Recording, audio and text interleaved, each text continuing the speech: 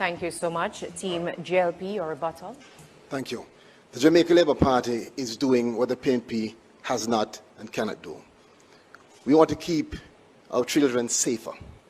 And we are using the savings, $1 billion savings from the JUTC, where we have cut theft of diesel and shifted to CNG, to buy 110 new buses at $1.4 billion for our children. The parents will save $180,000 per year annually per child, and the children will be safer, greater attendance, they'll be safer at school, cameras, wardens. Why not? It's best for the country. I just don't understand why the PNP is so fixated on discontinuing the rural bus program.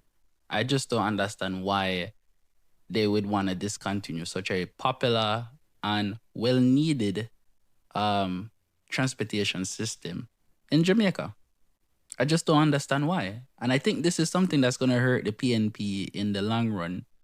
And it's going to hurt them for this election, basically, because them discontinuing the rural bus program, to me, doesn't make any sense.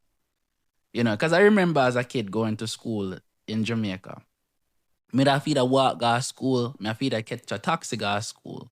And when you catch a taxi for go to school, sometimes the taxis are full, or sometimes the taxi them not come at all. So you have to walk.